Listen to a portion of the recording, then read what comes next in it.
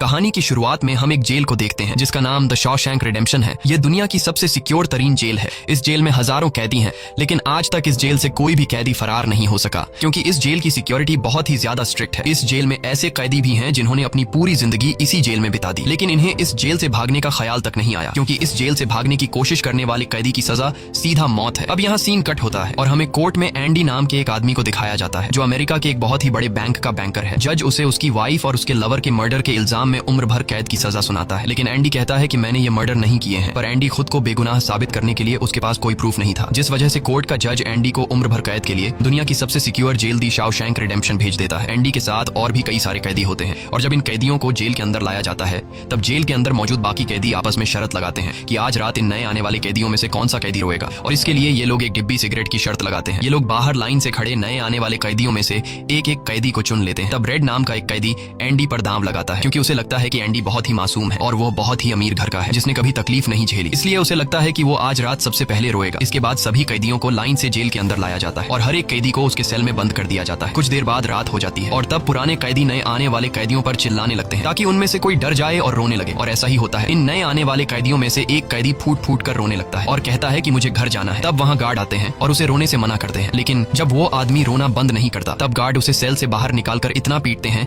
कि वह बेहोश हो जाता है। दूसरी तरफ रेड एंडी पर लगाया हुआ दांव हार जाता है और रेड समझ जाता है कि एंडी बहुत ही स्ट्रांग है क्योंकि इतना डराने के बावजूद उसने एक आवाज तक नहीं की। इसलिए अगले दिन रेड अपने साथी को सिगरेट का एक डिब्बा दे देता है क्योंकि रेड एंडी पर लगाया हुआ दांव हार चुका था। तभी हम एंडी को देखते हैं जो अकेला चुपचाप ब्रेकफास्ट कर रहा होता है। तब एंडी की मुलाकात जेल के सबसे पुराने कैदी ब्रुक्स से होती है। ब्रुक्स को यहाँ इस जेल में लगभग 50 साल पूरे होने वाले हैं। एंडी समझदारी से ब्रुक्स से इस जेल के सभी छोटे बड़े रूल्स और हर एक कैदी के बारे में जानने की कोशिश करता है। तब ब्रुक्स एंडी को जेल का हर एक सीक्रेट बता देता है और वो एंडी से कहता है कि अगर तुम्हें जेल के बाहर से कुछ मंगवाना हो तो रेड नाम के कैदी के पास जाना। ये सुनते ही एंडी भी इंतजार नहीं करता और वह सीधा रेड के पास पहुंच जाता है और रेड से कहता है कि मैंने सुना है तुम बाहर से किसी भी चीज को अंदर मंगवा सकते हो। तब रेड कहता है हाँ मैं मंगवा सकता हूँ, लेकिन ऐसी चीज जो यहाँ से भागने या फिर किसी को मारने में काम ना आती हो। एंडी रेड से कहता है कि मुझे हैमर यानी एक हथौड़ा चाहिए। हथौड़े का नाम सुनते ही रेड कहता है कि तुम्हें हथौड़ा ही क्यों चाहिए, क्या तुम हथौड़े से किसी को मारने वाले तो नहीं हो? तब एंडी कहता है नहीं, मैं किसी को मारने वाला नहीं हूँ, मेरा यहाँ कोई भी दुश्मन नहीं है। ये सुनकर रेड कहता है कि तुम्हारा यहाँ दुश्मन तो नहीं है, लेकिन जल्द ही कुछ लोग तुम्हारे दुश्मन बनने वाले हैं। वो कुछ लोगों की तरफ इशारा करके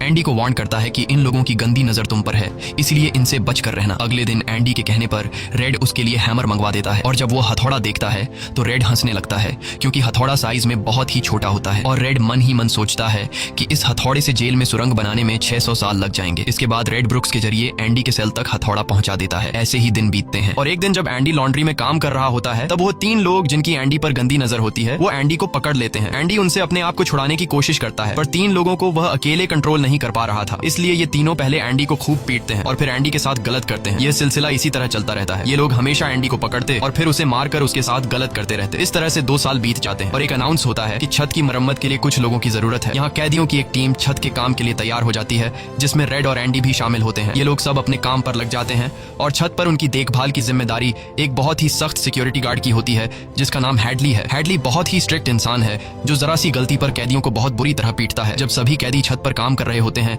तब हैडली थोड़ा परेशान होता है और अपने साथियों से कहता है कि मेरे भाई की हाल ही में मौत हुई है जिसके अकाउंट में $30,000 पड़े हैं। अब मेरे भाई का मेरे अलावा इस दुनिया में और कोई नहीं है, इसलिए उसके पैसे पर मेरा हक बनता है। लेकिन परेशानी की बात यह है कि जब मैं इन $30,000 को अपने अकाउंट में ट्रांसफर करूंगा तब सरकार मुझसे टैक्स के रूप में सारे पैसे ले लेगी। हैडली जब अपने साथियों से यह बातें कर रहा था तब एंडी भी इसकी सारी बातें सुन लेता है। एंडी जो कि एक बहुत बड़ा बैंकर है उसे पता था कि इन पैसों को बिना गवर्नमेंट को टैक्स दिए कैसे निकाला जा सकता है।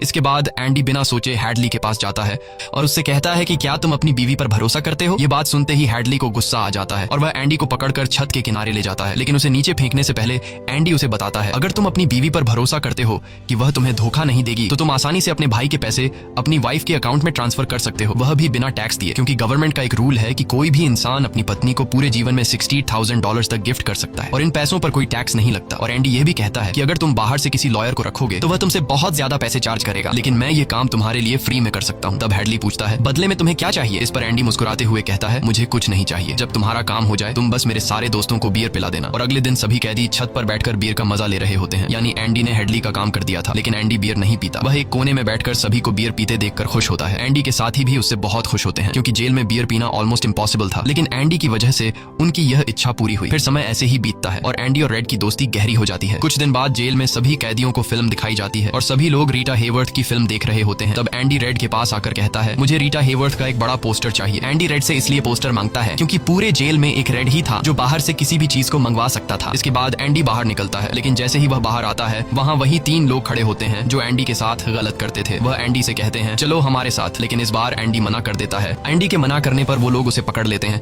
और उसके साथ जबरदस्ती करने की कोशिश करते हैं, लेकिन एंडी भी उनका मुकाबला करता है। पर वो लोग 3 होते हैं, जिस वजह से वो एंडी को बहुत ही बुरी तरह से पीटते हैं। पर आज ये लोग एंडी के साथ कुछ कर नहीं पाते, लेकिन एंडी को ये लोग इतना मारते हैं कि एंडी 1 महीने के लिए अस्पताल में चला जाता है और साथ ही वो आदमी जिसने एंडी को मारा होता है उसे 1 हफ्ते के लिए काल कोठरी में डाल दिया जाता है। 1 हफ्ते बाद जब वो वापस अपने सेल में आता है तो वहां पर वही ऑफिसर होता है जिसका एंडी ने $30,000 का टैक्स बचाया था। और इस ऑफिसर को किसी ने बता दिया था कि एंडी को इस आदमी ने इतना मारा है कि वो बेचारा 1 महीने के लिए अस्पताल में चला गया है। अब यहाँ वो ऑफिसर उस आदमी को इतनी बुरी तरह से मारता है कि वो हमेशा के लिए पैरालाइज हो जाता है। 1 महीने बाद जब अस्पताल से एंडी वापस अपने सेल में आता है तब उसे अपने सेल में रीटा हेवर्थ का एक बड़ा पोस्टर मिलता है जो कि असल में एक वेलकम गिफ्ट होता है रेड की तरफ से। इस तरह से दिन गुजरते हैं और एक दिन जेल का वार्डन सिक्योरिटी गार्ड के साथ एंडी के सेल में आता है और उसके सेल की तलाशी करवाता है। सेल की चेकिंग लेने के बाद जब वार्डन को कुछ नहीं मिलता तब वार्डन की नजर सामने लगे पोस्टर पर पड़ती है। वार्डन कहता है कि वैसे तो मैं सेल में पोस्टर अलाउ नहीं करता, पर तुम इसे अपने सेल में लगा सकते हो। दरअसल तलाशी तो एक बहाना होता है। वार्डन को इस ऑफिसर ने बताया था कि किस तरह से एंडी ने उसका $30,000 का टैक्स बचाया, इसीलिए वार्डन अपने फायदे के लिए एंडी से मिलना चाहता था। एंडी के हाथ में बाइबल होती है जिसे वह ले लेता है और बाइबल को लेकर वह यहाँ से निकल जाता है। पर कुछ ही दूर जाने के बाद वह वापस लौट कर आता है और उसके हाथ में जो एंडी की बाइबल होती है वह उसे लौटाते हुए कहता है कि मुक्ति इसी में है। अगले दिन वार्डन एंडी को अपने ऑफिस में बुलाता है और कहता है कि तुम्हारे जैसे इंटेलिजेंट आदमी को जेल की सलाखों के पीछे नहीं रहना चाहिए। इसलिए वार्डन एंडी को लाइब्रेरी का असिस्टेंट बना देता है। लाइब्रेरी में वही बुक्स नाम का बूढ़ा आदमी होता है जो कई सालों से लाइब्रेरी संभाल रहा है। तभी वो ऑफिसर जिसके लिए एंडी ने $30,000 बचाए थे वह एक दूसरे ऑफिसर को एंडी के पास लेकर आता है। असल में उसे ITR का मसला था जिसे कुछ ही मिनटों में एंडी भर देता है, जिस वजह से पूरे जेल में एंडी के चर्चे होने लगते हैं। जैसे जैसे साल बीतते हैं एंडी के पास काम बढ़ता चला जाता है, जिस वजह से एंडी को अपने पास एक असिस्टेंट की जरूरत पड़ती है और वो अपना असिस्टेंट अपने सबसे अच्छे दोस्त रेड को बनाता है। एक दिन लाइब्रेरी में ब्रुक्स एक कैदी के गले पर चाकू रख देता है और वो उसे बिना वजह मारने की धमकी देता है। असल में सरकार ने उसकी सजा माफ कर दी है, पर वो इस जेल को छोड़कर नहीं जाना चाहता। आज उसे इस जेल में पूरे 50 साल हो चुके हैं। उसकी पूरी जिंदगी इसी जेल में बीत गई है और वो बिल्कुल भूल चुका है कि बाहर की दुनिया कैसी है। ये जेल की दुनिया ही उसकी असली दुनिया है और उसे लगता है कि अगर उसने किसी का खून कर दिया तो उसकी सजा बढ़ जाएगी और उसे इसी जेल में रखा जाएगा। एंडी के समझाने पर ब्रुक्स उस आदमी को जिसकी गर्दन पर उसने चाकू रखा था छोड़ देता है। अब न चाहते हुए भी ब्रुक्स जब जेल से छूटने के बाद बाहर आता है तो उसे बाहर की दुनिया बहुत अजीब लगती है। 50 सालों में बाहर की दुनिया की रफ्तार काफी ज्यादा बढ़ गई होती है। जहाँ सड़क पर पहले एक गाड़ी दिखती थी अब सड़कों पर गाड़ियों की भीड़ है। कुछ दिन बाद वो एक सुपरमार्केट में काम करने लगता है, लेकिन उसका बाहर की दुनिया में बिल्कुल भी मन नहीं लगता। उसे बार बार जेल की याद आती है और वो जेल में वापस आना चाहता है। इसीलिए वो कभी कभी सोचता है कि वो कोई क्राइम करे ताकि वह फिर से इस जेल में जा सके। लेकिन ब्रुक्स इस उम्र में कोई भी क्राइम नहीं करना चाहता था और इस भीड़ भाड़ वाली तेज रफ्तार वाली जिंदगी में ब्रुक्स सर्वाइव नहीं कर पाता और अपनी जान दे देता है। मरने से पहले वो जेल में अपने साथियों के नाम एक खत लिखता है जिसे पढ़ते हुए सभी बहुत ज्यादा इमोशनल हो जाते हैं। वहीं हमें जेल दिखाई जाती है जहाँ पर वार्डन एक नया प्रोग्राम शुरू करता है। इस प्रोग्राम में जेल की कैदियों को बाहर ले जाकर काम करवाया जाएगा ताकि उन्हें पता चल सके कि मेहनत से पैसे कैसे कमाए जाते हैं। और कैदी भी इस काम के लिए मान जाते हैं क्योंकि वह सब भी बाहर की हवा खाना चाहते थे और इस तरह से वार्डन इन कैदियों से काम लेता है। पर इस प्रोजेक्ट के जरिए वार्डन को बहुत सारे कॉन्ट्रैक्ट मिल जाते हैं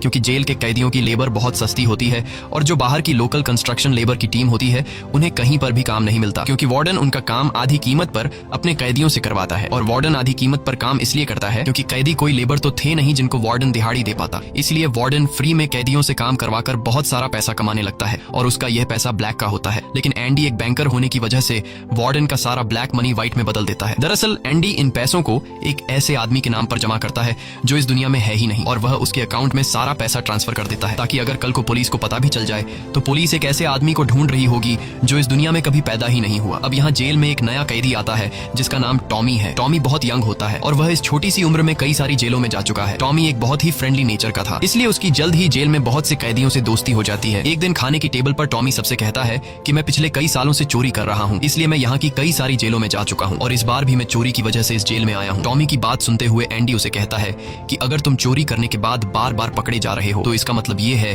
कि यह काम तुम पर सूट नहीं करता, इसलिए तुम्हें चोरी करना छोड़ देना चाहिए। टॉमी को एंडी की यह बात बिल्कुल ठीक लगती है, इसलिए टॉमी रेड से एंडी के बारे में जानकारी लेने लगता है। टॉमी रेड से कहता है कि एंडी बहुत ही इंटेलिजेंट और डिसेंट इंसान है, उसे जेल क्यों हुई है। रेड उसे बताता है कि एंडी एक बहुत बड़ा बैंकर था लेकिन उसने अपनी वाइफ और उसके लवर का कत्ल किया जिस वजह से उसे उम्र भर कैद हुई। यह सुनकर टॉमी सोच में पड़ जाता है। जैसे उसे कुछ याद आया हो उसके बाद वह वह एंडी को बुला लेता है। अब टॉमी के सामने एंडी और रेड होते हैं। टॉमी इन दोनों को बताता है कि 4 साल पहले मैं एक जेल में गया था जहाँ पर मुझे एक कैदी मिला और उस कैदी ने मुझे बताया कि एक रात वह एक घर में चोरी करने गया। चोरी के दौरान उस घर का मालिक जाग गया। अब पकड़े जाने के डर से उसने उस घर के मालिक और उसकी पत्नी को मार डाला। बाद में उसे पता चला कि वो दोनों पति पत्नी नहीं थे बल्कि लवर थे और वो औरत एक बहुत बड़े बैंकर की पत्नी थी। कुछ समय बाद जब मैंने अखबार में न्यूज पढ़ी तो मुझे पता चला कि पुलिस ने जब इन 2 मर्डर्स के बारे में जांच की तो पुलिस को शक हुआ कि इन दोनों को बैंकर ने मारा है। इसलिए बैंकर को उसकी पत्नी और उसकी पत्नी के लवर के हत्या के इल्जाम में गिरफ्तार कर लिया गया। यहाँ हमें पता चलता है कि एंडी बेगुनाह था। ये सब जानने के बाद एंडी वार्डन के पास जाता है और उससे ये सारी बातें बताता है, पर वार्डन जानबूझकर उसकी बातों पर विश्वास नहीं करता क्योंकि एंडी वह इंसान है जो उसके काले पैसों को व्हाइट में बदलता है और वार्डन के सारे राज जानता है। इसलिए अगर एंडी यहाँ से चला गया तो वार्डन न तो और पैसे कमा पाएगा और शायद उसके ब्लैक पैसों का राज भी खुल जाएगा। इसलिए वह एंडी से कहता है कि यह एक झूठी कहानी है।